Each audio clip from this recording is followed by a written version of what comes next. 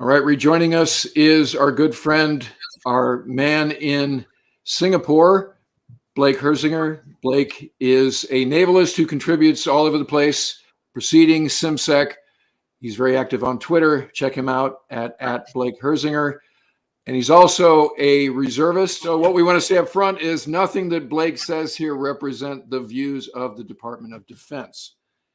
So there we go. So Blake, before we get started with the discussion of current events and the politics in mainland China, let's review the bidding of how Taiwan, let's just call it, was created.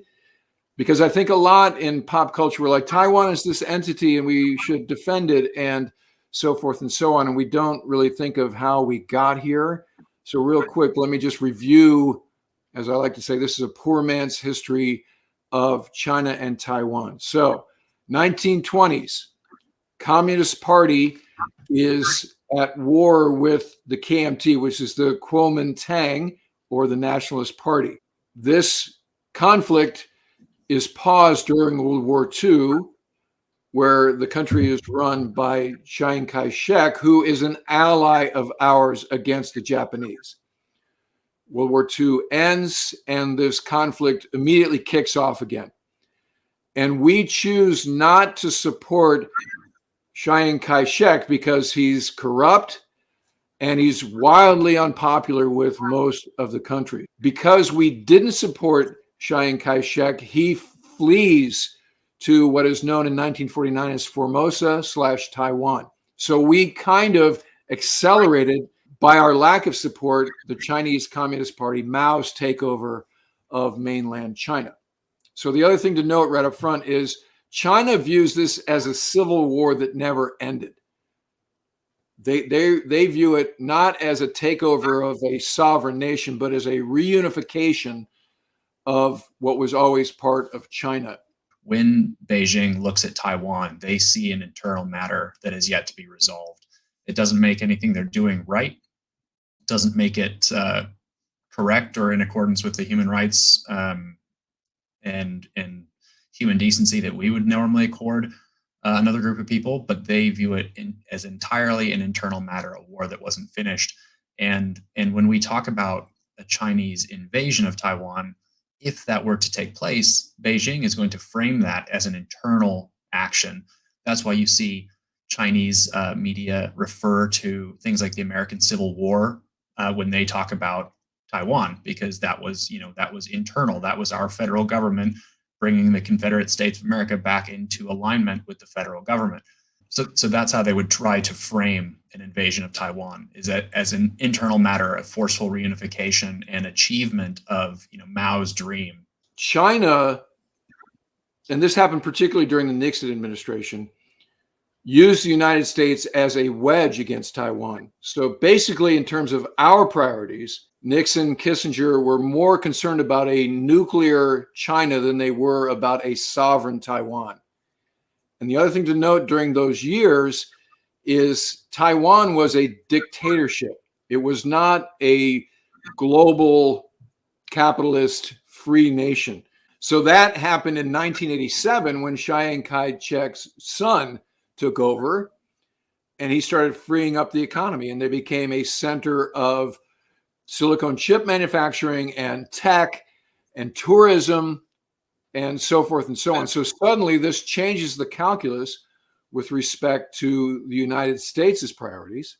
The other thing that accelerated this concern was when Admiral Phil Davidson was testifying right before he left Indo-PACOM. He was asked by, I forget which committee he was sitting in front of, the HASC or the SASC, and they asked him, okay, how long until China will invade Taiwan? Not if, but when. And he said at the time, and this is now what, two plus years ago, he said it would be 6 years. And so that statement was now, or was coined at that time, as the Davidson window. Secretary of Defense Austin has said numerous times, China is our pacing threat. So Blake, this brings us to the current events part of the conversation around this headline, which is the U.S. Air Force is pulling F-15, I guess C's, I don't know if there's any E's in there, out of Kadena, which is Okinawa. And so at a glance, that seems to be like a withdrawal, like we're pulling back. This does create concern among those who watch the area and who are also wary of this imminent threat of a Chinese invasion of Taiwan. So what's going on there? Yeah, so the Air Force has said they're going to pull 2 frontline F-15 squadrons home from Kadena as those aircraft become obsolescent, as they're retired, and that they'll be replaced by a rotational presence. And there have been multiple aircraft mentioned, F-22s, F-35s, and I believe the Japanese can at least semi-confirmed today that they believed it was going to be F-22s. Now, there is some logic behind pulling things out of places like Okinawa and Japan. I'm an advocate of forward presence. I believe that strategy has paid off for us for decades, but there is logic to pulling squadrons off of that front line and making it rotational, or at least making it less predictable, because we're facing an adversary that has, the world's leading arsenal of short and medium range ballistic missiles.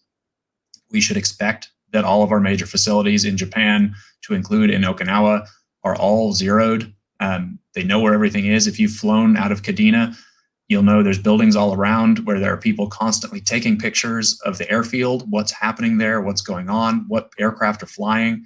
That happens every day. So we should entirely expect that those facilities are targets and would be targets at the outset of any PRC action against Taiwan if they believe that the United States is going to intervene.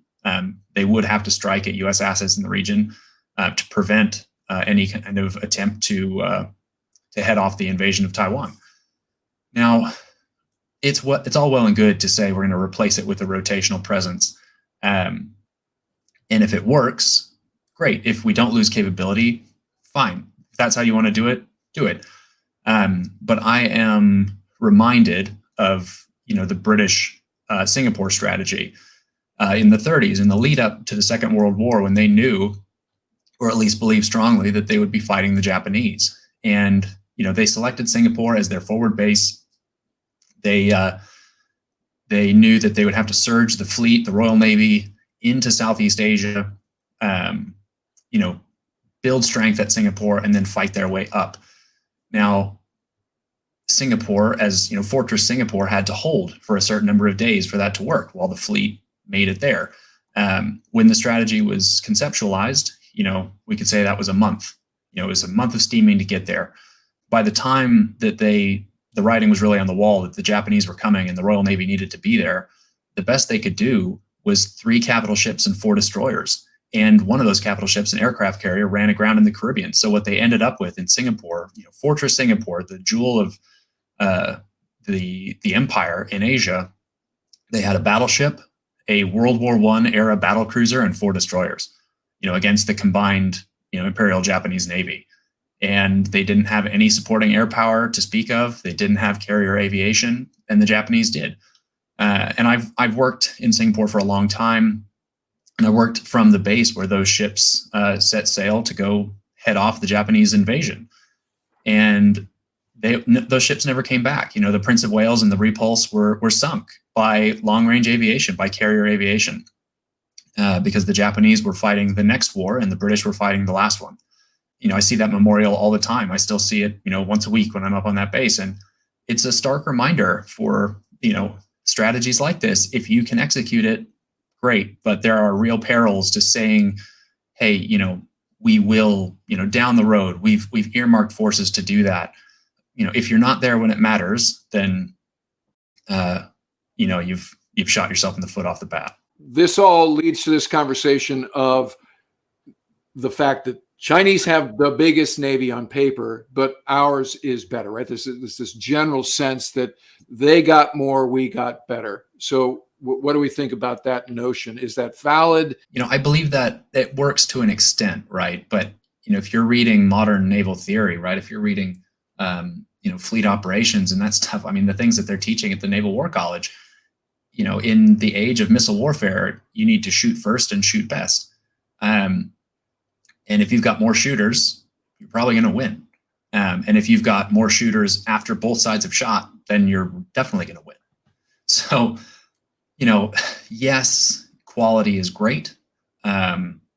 Quantity, as they say, has a quality all of its own. And it would be nice if we had a bit more quantity. And it seems like we're shrinking rather than growing. And that's troubling. And, we've built a full class of combatant that wasn't outfitted with any kind of anti-ship missile. We've fixed that now on the LCS. We've added the naval strike missile. That's great. At least we've got some kind of offensive power there. We'll see what we get from the Constellation class. But, back to this rotational fighter presence, I don't know what I think the benefit is necessarily to rotating, because they won't go Winchester on ballistic missiles in the time that it takes to rotate a squadron there, and if we have a squadron there or we don't, that missile threat will be there. So really what I think we should be thinking of in terms of cheap options and practical options, just like we should be in Guam, we're building high-tech missile countermeasures or anti-missile systems.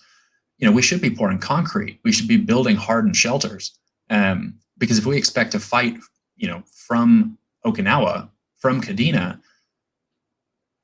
you're expecting to fight from there for the duration, right? Nothing's going to change about what the Chinese can do to Okinawa. So I don't know that I see the logic. I mean, I understand it to a point, but I don't think it gets all the way to the end of that problem, right? Oh, we have a rotational presence now. Well, what problem did you solve? Because you'll still have to be on the ground in Okinawa if you expect to fight from there, which obviously the Air Force does. So what's your plan for keeping those planes alive once you've rotated them there? To pivot back to the Chinese domestic political current events situation, Xi Jinping was just reelected for a unprecedented third term. His predecessor was a reformer. There were more freedoms. There were more open markets. They were growing the economy. And now it looks as if Xi is trying to consolidate power. It's all about loyalists. There was this amazing scene from the Communist Party Congress where former President Hu was ushered out in a very public way. It reminded me of when Tessio was taken out of the motorcade at the end of The Godfather, and he turns to Tom Hayden and he says to Tom, "Is there any way you can get me off the hook?" And Tom says, "Can't do it." It sort of reminded me of that. It was eerie. This is changing the calculus with respect to the idea that this could happen.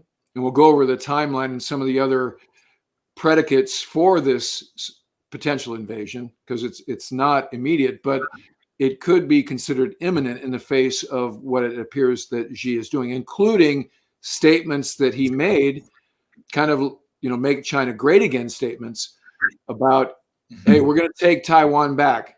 That's reunification is one of the main planks of my third term.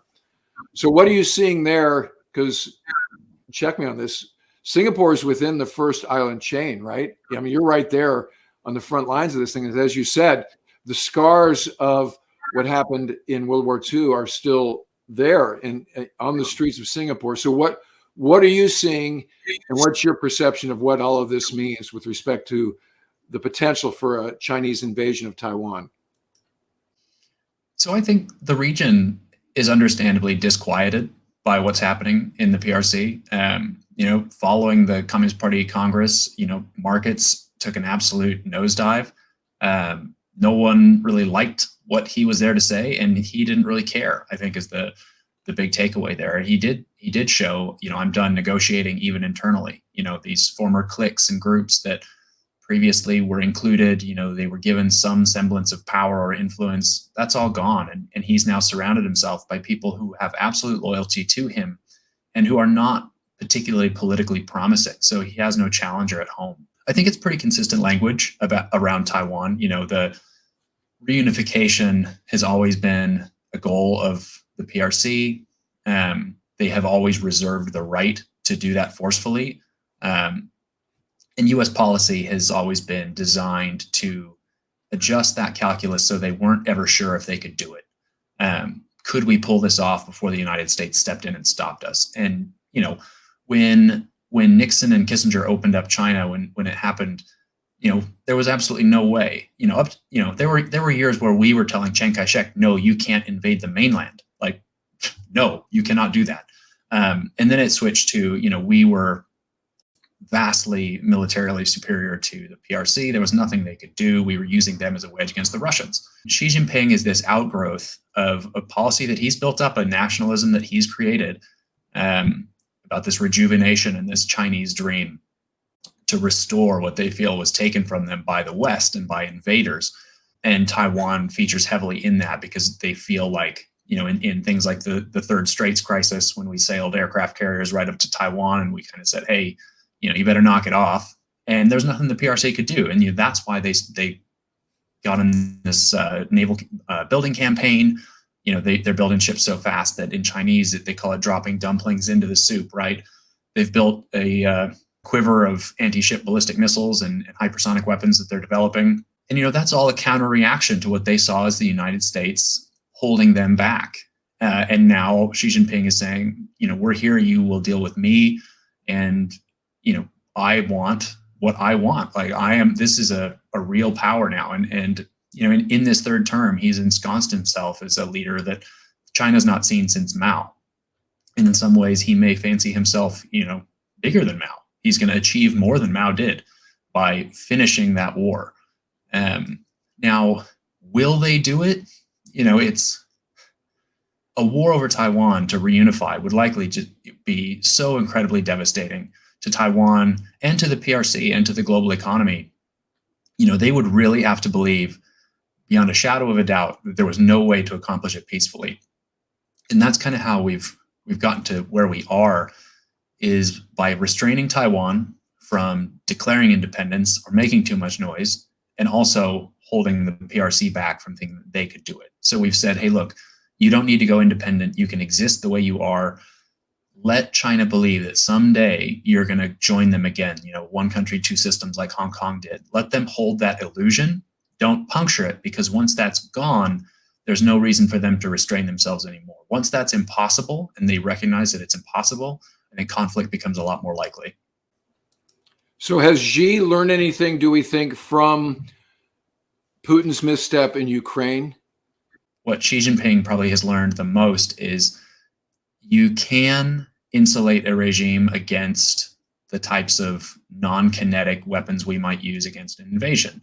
Sanctions, things like that. You can store up food and gas and try and get your economy away from the dollar and away from US payment instruments. But, he's watching Putin's regime stagger along, not doing great. In a few more years, like, their oil exports will probably drop off a cliff. But they've been able to do it. The United States did not intervene. That's a note. Hey, they didn't intervene. Taiwan is not a US ally, neither is Ukraine. And that's, some US policy that's on the table. The Taiwan Act is actually looking at treating Taiwan as a major non-NATO ally. That would be a major adjustment in formal US policy. Now, he's probably also learned, hey, look, once they can see that you're ready to go, that's kind of it. Like we talk about a lot, we'll see a Chinese invasion coming. We saw the Russian invasion coming for months, and we told the Ukrainians and we told the world this is going to happen because you can see it. You have to move people, beans, bullets, and benzene. You have to move tanks. It all has to be staged up, and it has to be on the line of departure, ready to go when you invade something. So when China does something like that, if they were to move the PLAN into position and bring tens of thousands of troops to the shore, hey, this is going to happen, and that takes time. Well, Roger that. And that's a nice segue into what that timeline would look like with respect to a Chinese invasion of Taiwan. John Culver at the Carnegie Endowment for Peace wrote this really definitive white paper. So talk to us about what Culver writes in terms of a timeline.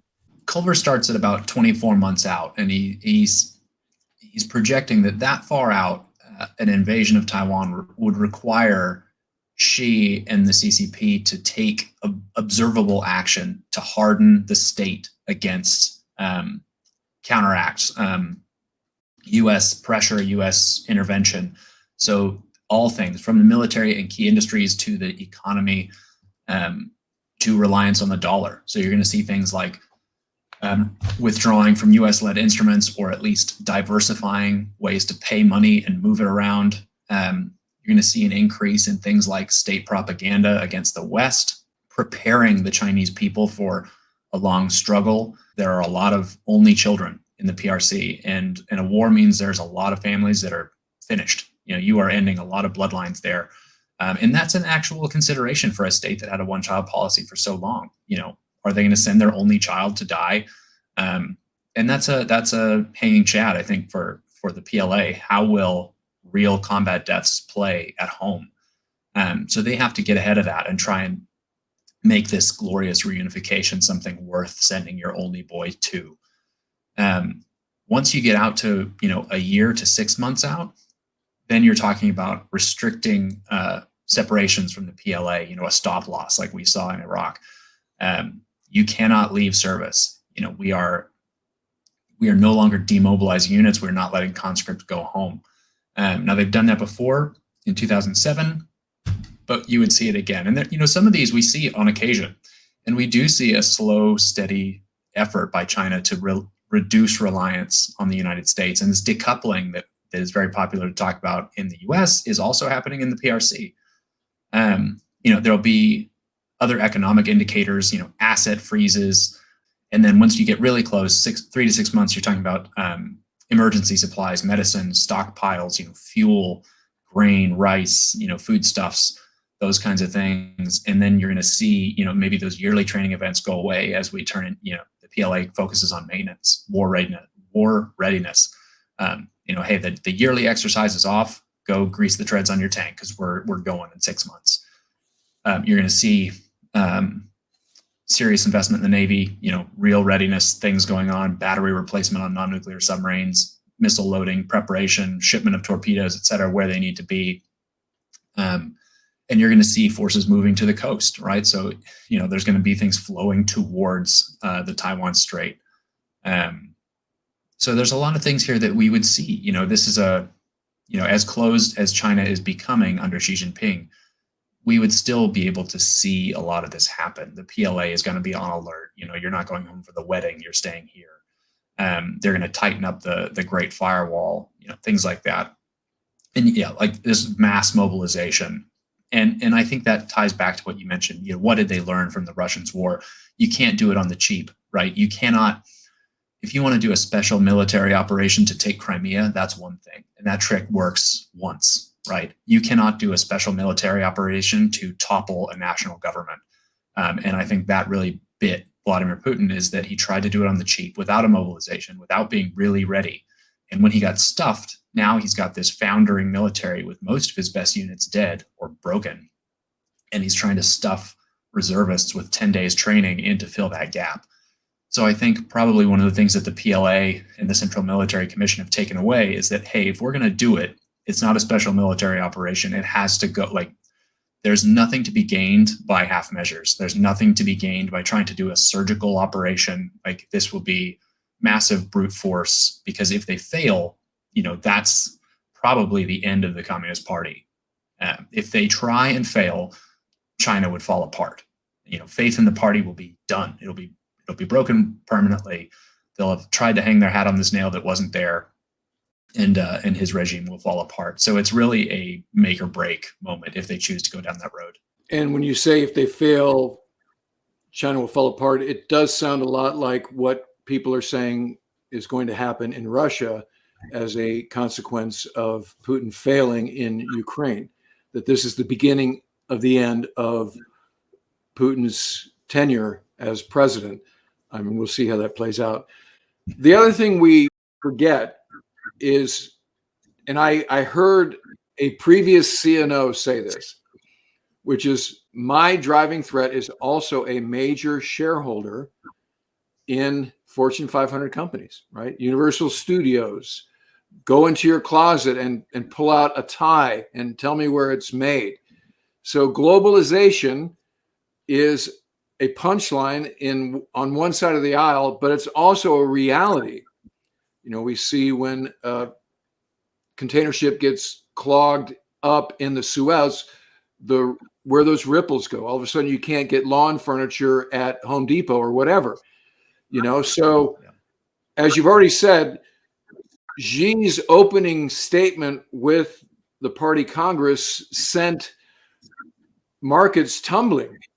That can't be good for him, and this is where even the hardline loyalists are like, oh geez, my net worth just went way down. Thanks, bro. And so this is something he has to be cognizant of. And if it's all about we're just going to do it and whatever happens, happens, we're going to break it because it needs to be broken. It seems to be really, reckless. It sounds kind of trivial or trite, but it would be potentially reckless. This doesn't mean he's not going to do it.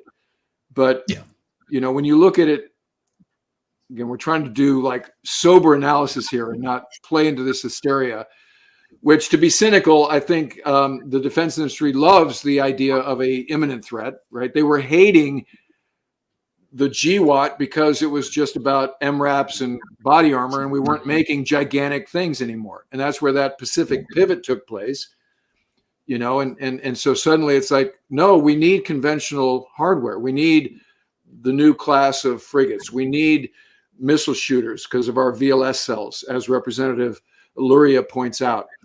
We need subs. We need the best and the brightest subs. So we got to be all in on that. And that's just on the Navy side, right? What are we doing with B-21? And every branch of service has their own logic for why they need this thing. And the defense budget is $800 billion and growing. And, people can look at you with a straight face and go, that's already not enough.